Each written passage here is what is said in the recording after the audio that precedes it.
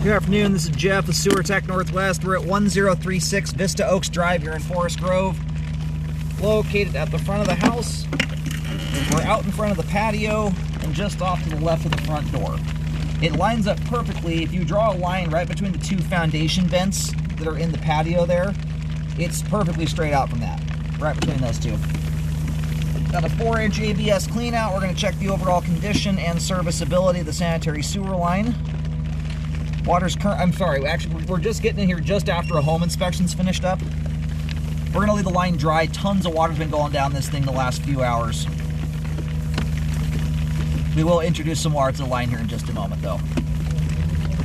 Transitioning here over to 4-inch 3034, and good gracious is this line clean. It's amazing looking.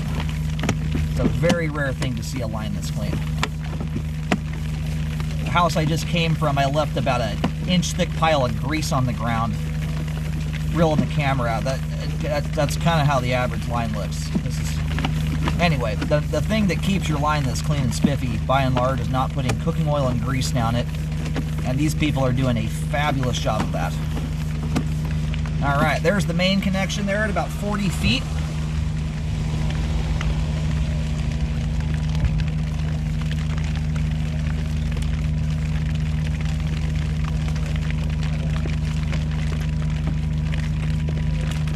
We're going to go locate really quick here while the line drains off.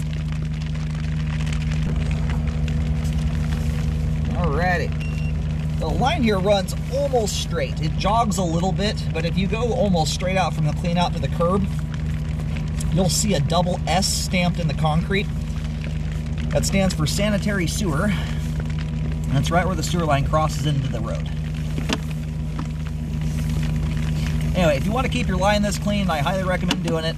It comes down to your cooking habits. Let your pans cool down, wipe them out with a paper towel, pour the grease into a jar. Just don't put it down your line. If it's a thin little coating of Pam spray, hot water and soap handles that just fine.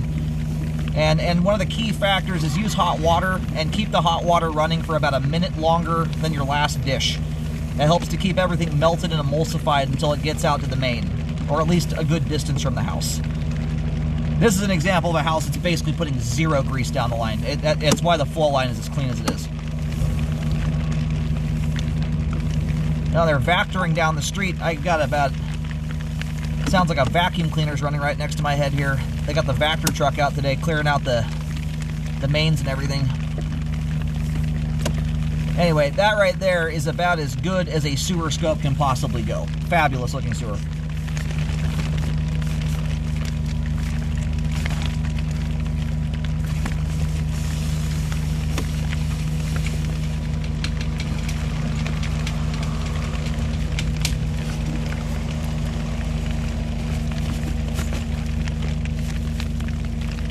Okay, we're now heading back towards the house. And we'll be through the foundation wall here in just a second. In fact, that's it right there. Line next down to 3-inch pipe right as we go into the crawl space, and this right here is the hard vertical dive as the line dives down in the crawl space there. Everything beyond that point is all exposed piping in the crawl space. Anyway, that is immaculate sewer line. Great flow end to end, all the pipes in great shape, and spotless clean to boot. You rarely get all those things. Sewer line is functioning properly at this time. Anyway, if you lose track of the clean out, once again, we're to the left of the door. If you go right between the two foundation vents and walk straight out about a foot from the patio, you'll find the clean out.